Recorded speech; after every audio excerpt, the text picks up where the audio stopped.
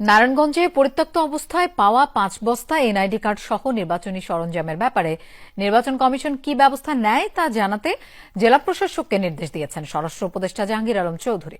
জেলা প্রশাসকের কার্যালয়ে এক মতবিনিময় সভা শেষে একথা বলেন তিনি। এর আগে রোববার ফতুল্লায় ময়লার ভাগাড়ে বিপুল পরিমাণ এনআইডি কার্ড ও সিলমোহর পাওয়ার পর তোলপাড় শুরু হয় প্রশাসনে। ফতুল্লায় ঢাকা নারায়ণগঞ্জ লিংক রোডের পাশে ময়লার ভাগাড়ে মেলে বিপুল সংখ্যক এনআইডি কার্ড, সিলমোহর ও পোলিং অফিসারের কার্ড। তোলপাড় শুরু হয় প্রশাসনে।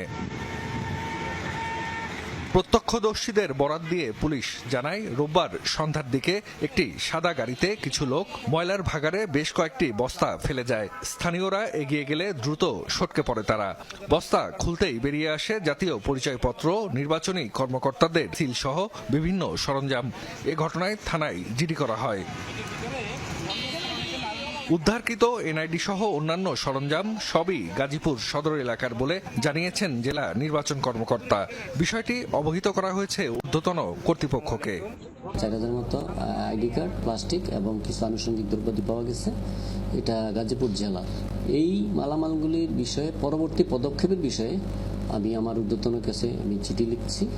যখন যেই নির্দেশনা পাবো পরবর্তীতে রিঅ্যাকশনে যাব। এদিকে সোমবার নারায়ণগঞ্জে পূজা মণ্ডপ পরিদর্শন শেষে জেলা প্রশাসকের কার্যালয়ে মতবিনিময় সভায় অংশ নেন স্বরাষ্ট্র উপদেষ্টা জাহাঙ্গীর আলম চৌধুরী। পরে এনআইডি কার্ড উদ্ধারের বিষয়ে তার কাছে জানতে চান সাংবাদিকরা।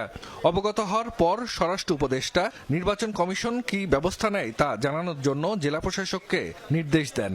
গাজীপুরে আপনারা যোগাযোগ করবেন, যোগাযোগ করে বলবেন যে এটা করাটা তাদের উচিত হয় নাই, এটা তারা ডিস্ট্রয় করে দিবে, এটা করাটা তাদের উচিত পাঠায় না। এটা কি ব্যবস্থা নেওয়া হয় আপনি একটু ডিসি সাহেবকে জানাবেন, নাহলে আপনি আপনি একটু আমাদের জানাবেন। উদ্ধারকৃত এনআইডি কার্ড ও নির্বাচনী সরঞ্জাম রাখা হয়েছে নারায়ণগঞ্জ নির্বাচন অফিসে।